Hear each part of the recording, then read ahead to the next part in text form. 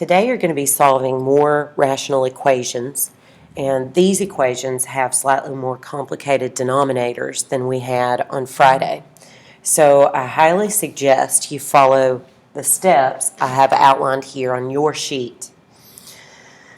First step, I hope y'all know this already, we are going to factor everything we can.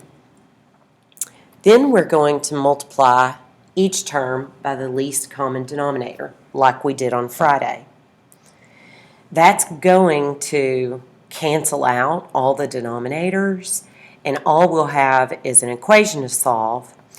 However, some of them may be linear, and some may be quadratic, so we may have to factor in order to solve. So I'm going to start with number 1, and I'm going to take and factor everything I can. So what multiplies to be positive 6 and adds to be negative 5, that would be negative 2 and negative 3. X minus 3 doesn't factor.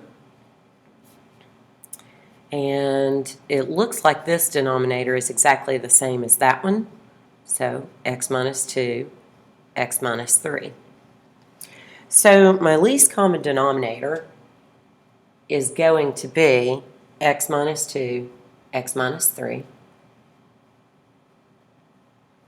in no particular order, apparently.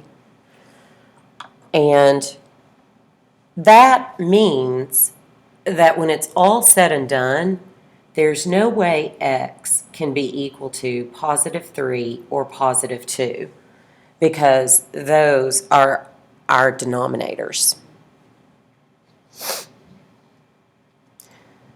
So now I'm going to multiply every term by the least common denominator, x minus 2, x minus 3, times x minus 2, x minus 3, times x minus 2, x minus 3.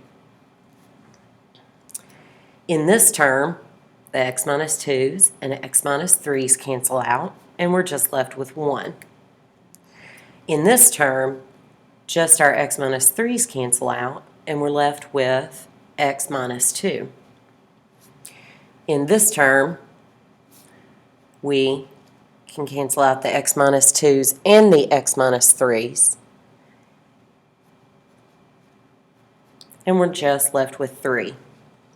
So now we have a really easy equation to solve.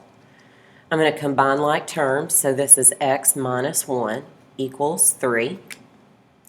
Add 1 to both sides, and we get x equals 4.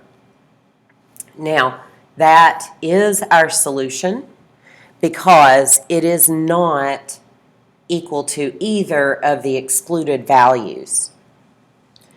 That's what this means by extraneous solutions. If I had solved this and gotten 3, that is an excluded value, and I would mark that out and put no solution.